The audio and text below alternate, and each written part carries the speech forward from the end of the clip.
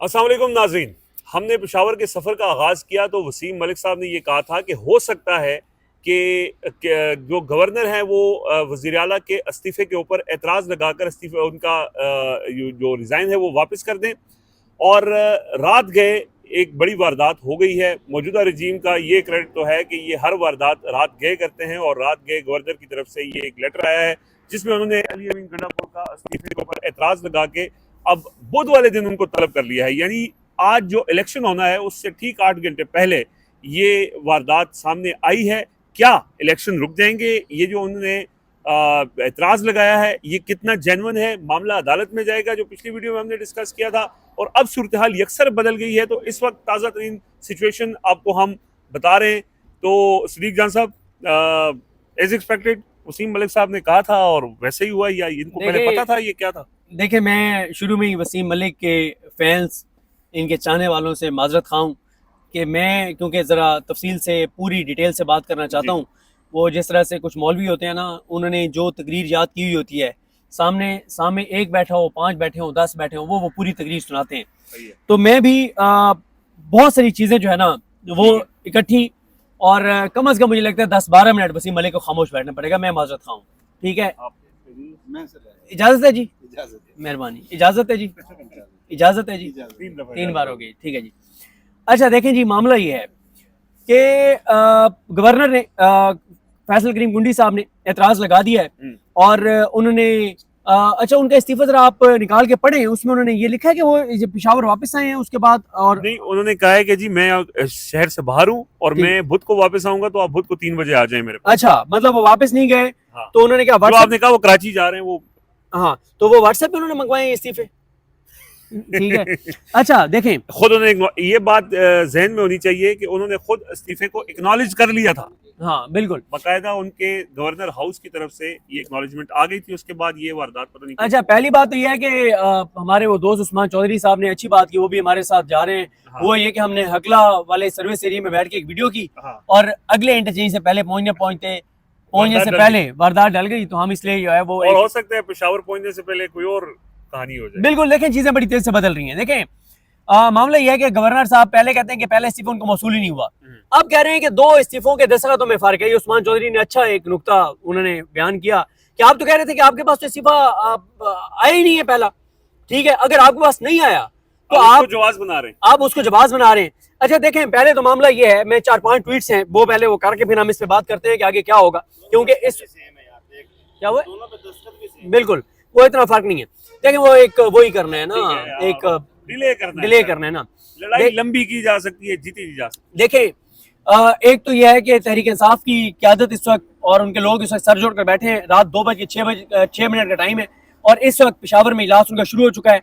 वो मुशावरत ये कर रहे हैं कि हम अदालत में जाएं या हम नए वज़ीर आला के इंतखाब कर गुजरें, जिसको एतराज़ है वो जाए। इस पे इस वक्त जो है वो डिस्कशन हो रही है।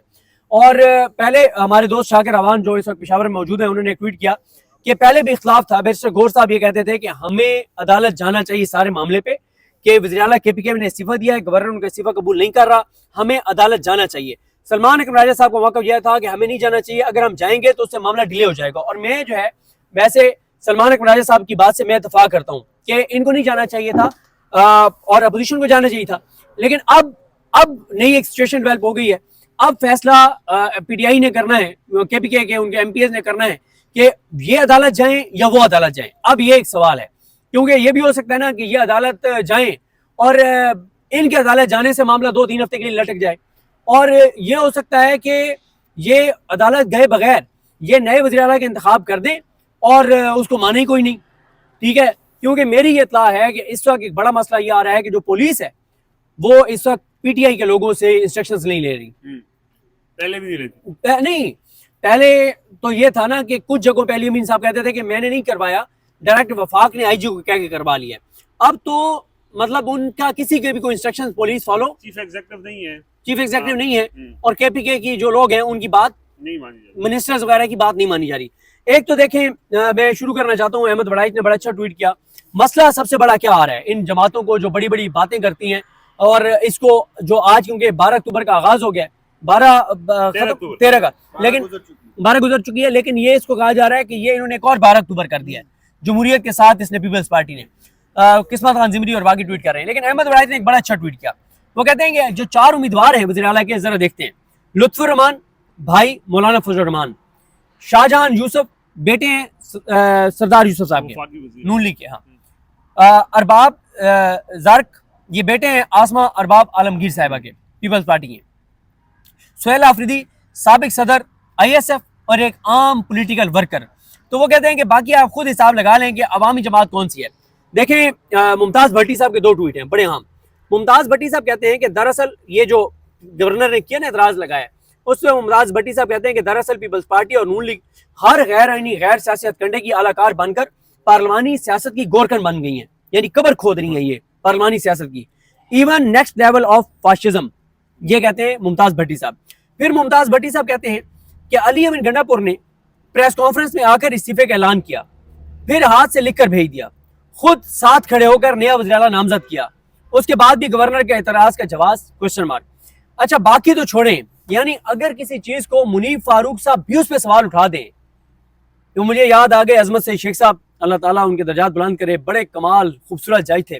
तो वसीम मलिक साहब उस वक्त, आप अभी सुप्रीम कोर्ट की रिपोर्टिंग में नहीं आए थे, तो हम बड़ी शौक से उनकी अदालत में जाते थे ना, जिस तरह से वो अदालत करते थे। तो अजमत शेख साहब ना, उस वक्त ना लाहौर हाई कोर्ट मशहूर थी कि वो शरीफ खानदान को हर मामले में रिलीफ देती है, नून लीग को हर मामले में रिलीफ देती है। तो किसी नून लीग के बंदे की ना जमानत नहीं मिली थी उसको लाहौर हाई कोर्ट से, तो उन्होंने वो लाहौर हाई कोर्ट का फैसला चैलेंज कर दिया। तो अजमत से शेख साहब ने कहा कि अगर आपको लाहौर हाई कोर्ट ने भी जमानत नहीं दी तो यकीन करें आपकी जमानत नहीं बनती। तो अगर किसी चीज पे मुनीब फारूक साहब भी कह रहे हैं कि बेतुका एतराज है, तो फिर आप इससे अंदाजा लगा लें कि कितना बेतुका एतराज होगा। देखें, अब मामला ये है कि चीजें जो है वो जा रही हैं लड़ाई की तरफ, और अब एक नया फटा पड़ गया है। ये देखा जा रहा था कि मूव क्या होगी, और एक बड़ी भोंडी मूव की गई है। इस वक्त जो है वो इजलास शुरू हो चुका है KPK में, तो देखते हैं। मेरा ख्याल है कि वसीम मलिक साहब को और इंतजार नहीं करवाते, वसीम मलिक साहब का पॉइंट ऑफ व्यू ले लें। फिर 2 खबरें मैंने आपको बड़ी देनी है कि तलखी बड़ी तो हुई थी ये अपना इसके ऊपर नहीं, सुहेल अफरीदी साहब वाले मामले पे इस्लामाबाद से कल एक ऐसी मूव हुई है जिसे कहते हैं ना कि जल्दी पे तेल डाल दिया है, और आज जो पिंडी से खबर आने वाली है वो और खौफनाक है, वो और शिद्दत बढ़ा देगी इस लड़ाई में। वो क्या है 2 चीजें, वो बाद में बात करते हैं। वसीम मलिक साहब, आपने जो कहा वैसे ही हुआ, यानी वो एतराज लगा सकते हैं, उस एतराज को जवाज बनाकर कल ये जो आज इलेक्शन होना है इसको मुलतवी किया जा सकता है। अब तो चीजें बहुत क्लियर हो चुकी हैं, तो क्या देखते हैं आप इस सारी सूरत हाल में? अच्छा देखिए, एक तो बुनियादी अंडरस्टैंडिंग हम सब की थी कि इतराज लगाया जा सकता है। इतराज किस चीज़ पे लगाया जा सकता है वो हमने पिछली वीडियो में थोड़ा सा उस पर हिंट जरूर दिया था कि इस्तीफे 2 हैं।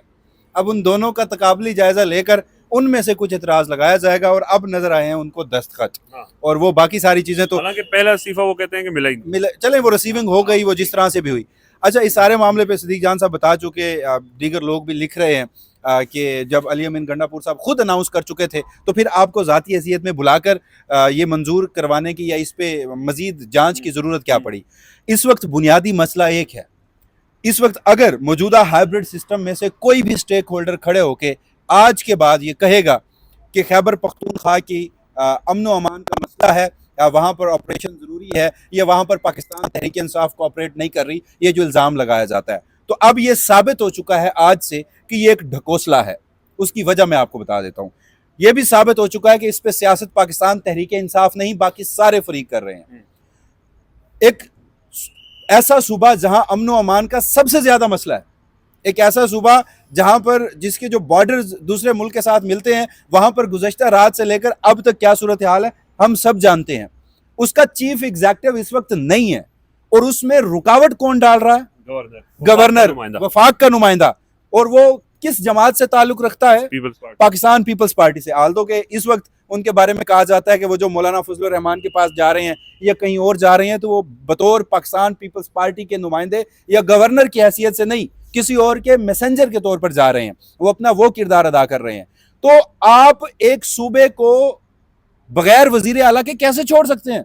इस पे चलें छोड़ दें, आइन क्या कहता है इसमें, वो अक्सर मैं कोट करता हूं बार बार, हमजा शहबाज केस में सुप्रीम कोर्ट ये तय कर चुकी थी, उन्होंने शहबाज शरीफ को जब ये साबित हो चुका था कि वो 63A वाला मामला और उसके बाद इंतखाबात और उस पर वो जो एक पूरी पार्लिमानी पार्टी की डायरेक्शन, तो उस पर हमजा शहबाज को ट्रस्टी वजीर आला के तौर पर सुप्रीम कोर्ट ने काम जारी रखने की इजाज़त इस शर्त पे दी थी कि सूबे को बगैर चीफ एग्जीक्यूटिव के खाली नहीं छोड़ा जा सकता।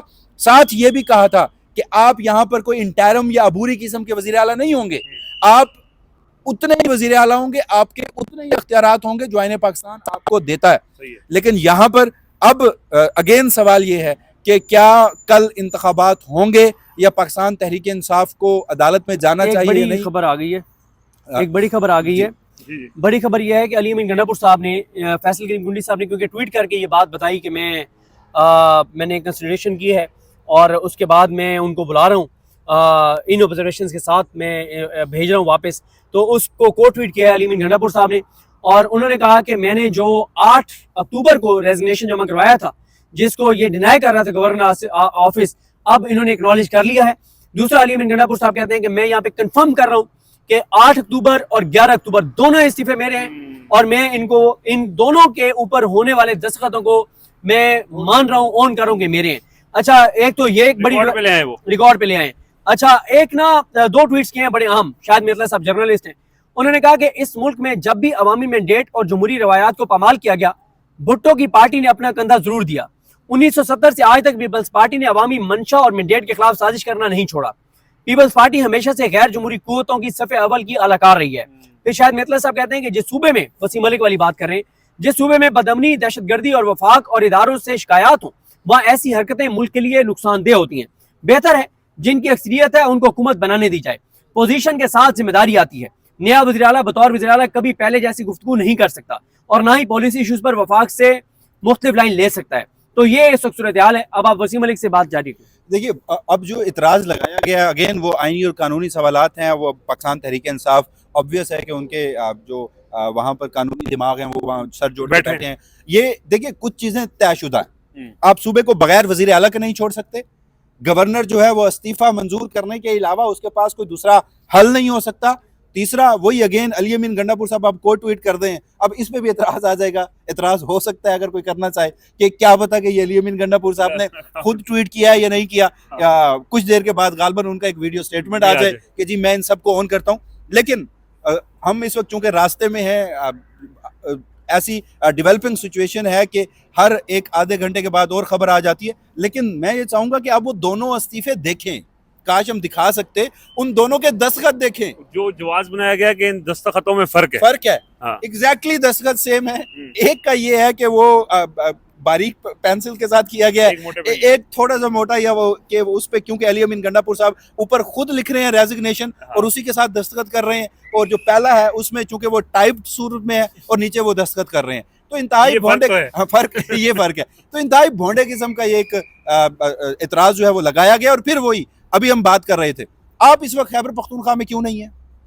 आपको खैबर पख्तूनख्वा में होना चाहिए ना। चीफ एग्जीक्यूटिव नहीं है, चीफ एग्जीक्यूटिव नहीं है, आप वफाक के नुमाइंदे वहां नहीं है, और आप कह रहे हैं कि चूंकि मैं शहर से बाहर हूँ, मैं बुध को आऊंगा, लिहाजा आप बुध को आ जाइए। तो क्या अब जो सूबा है वो बाकायदा इसका अमलन गवर्नर राज लगा दिया गया?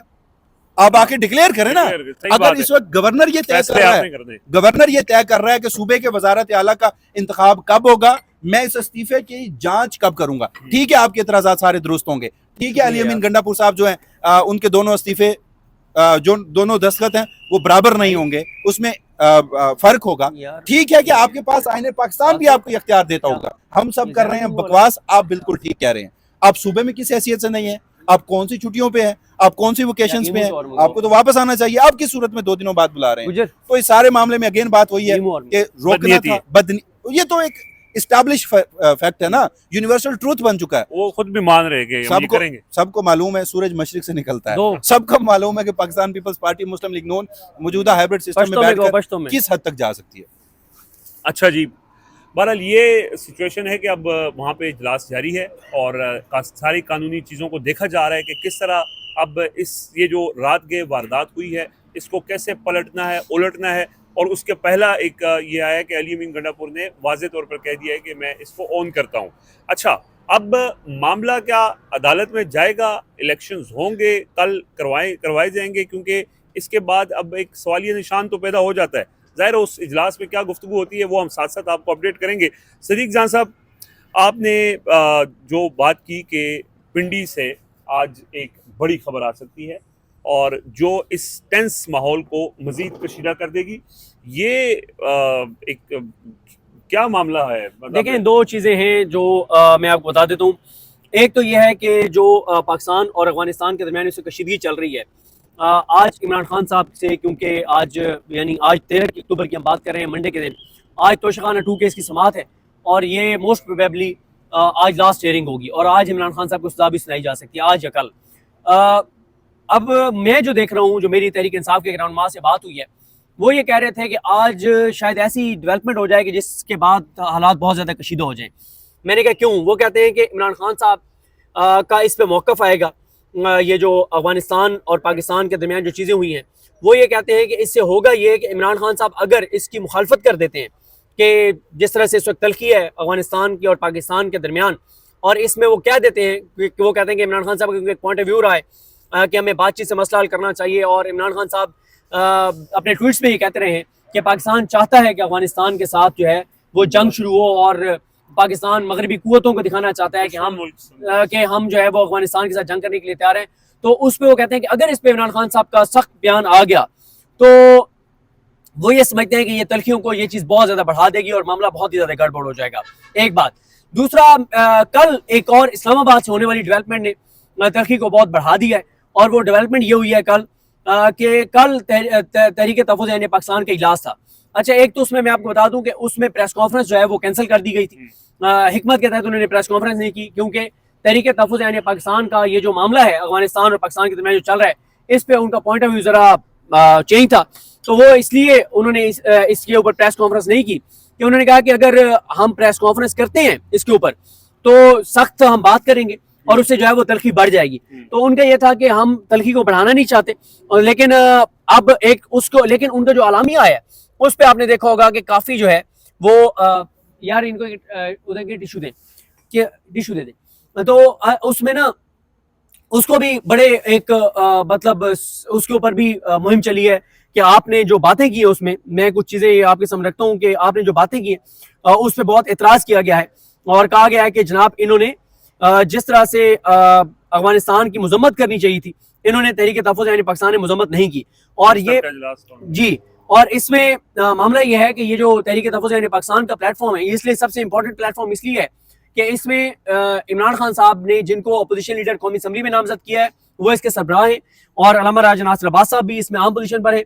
और इस वक्त जो इमरान खान साहब मज़ामत की तरफ मामला को लेकर जा रहे हैं, तो मज़ामती टीम में हरावल जो दस्ता है वो तहरीक तहफ़्फ़ुज़ यानी पाकिस्तान है, यानी जो जिनके जरिए इमरान खान साहब मज़ामत करना चाहते हैं।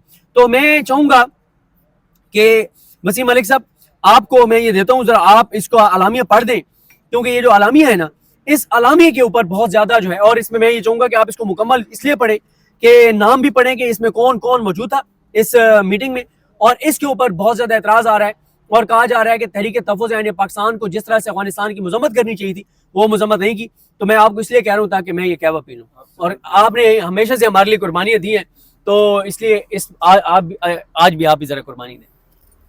जी, देखिए कुर्बानी का सिलसिला शुरू करें। चलें, लिखते हैं वो कि आज मोरखा 12 अक्टूबर को तहरीक तहफ़्फ़ुज़ यानी पाकिस्तान की सरबराही इजलास में ज़ेर सदारत महमूद खान अचकज़ई, जो कि सरबराह हैं तहरीक तहफ़्फ़ुज़ यानी पाकिस्तान, मुस्तफ़ा नवाज़ खोखर की रिहाइश गाह पर मुनक्कद हुआ।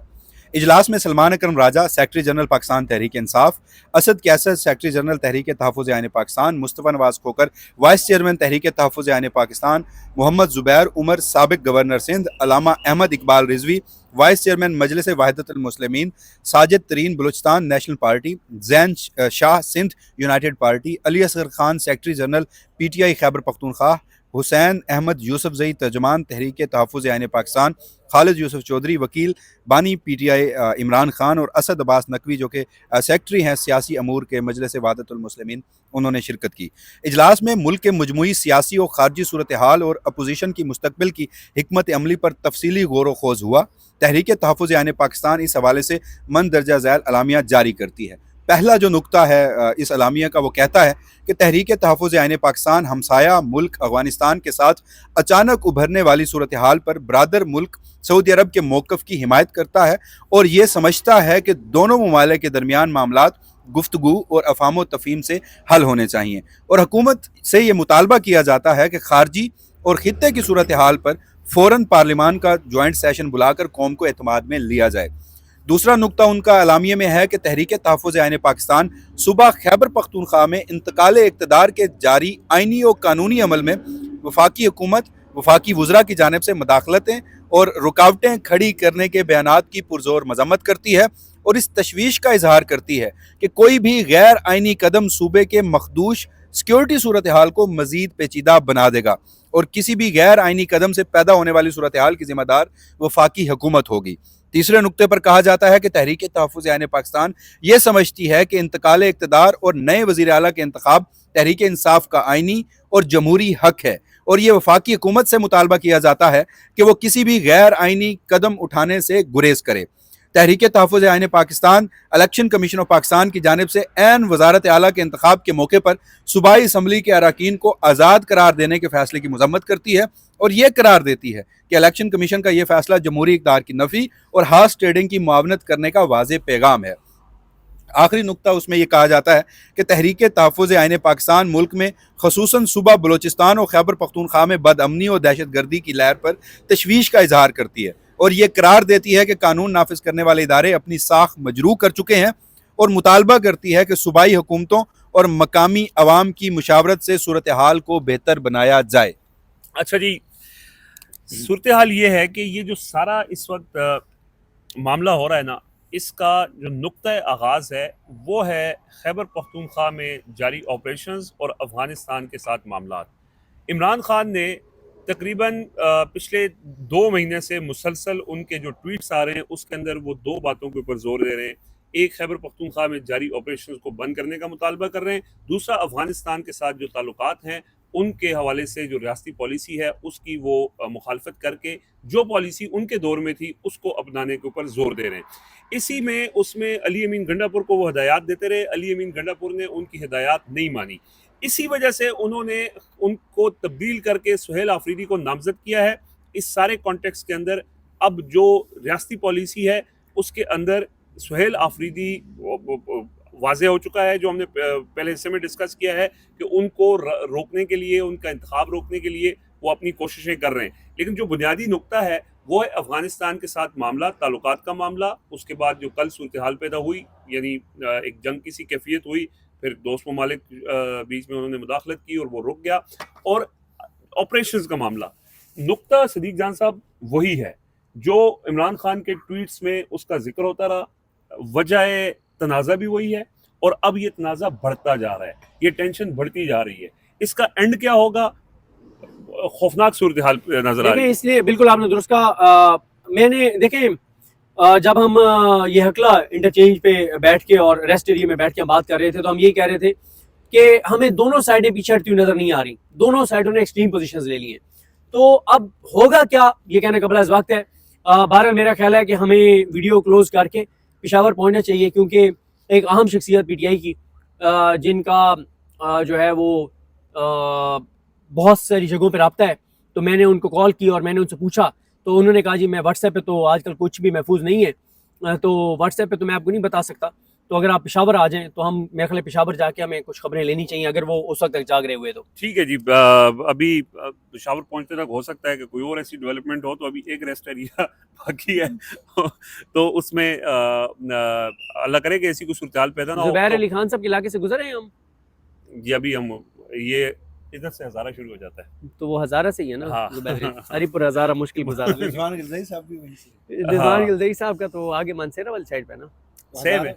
अच्छा है हज़ारा सारा, लेकिन वो जरा दूर हो ये जाता है। फर्क पड़ा है कि जुबैर अली खान साहब यहाँ मौजूद ना हो तो उनकी जगह जो है वो हम भूल जाते हैं। हाँ, ये बड़ी बदकिस्मती की बात है। बहरहाल जी, पेशावर पहुंचते हैं और कोशिश करेंगे कि वहाँ तक जो अपडेट्स आएंगी फिर हम आपको वहाँ से भी अपडेट उमर करेंगे। जाट का भी इलाका इधर ही है। इजाज़त दीजिए, अल्लाह हाफिज़।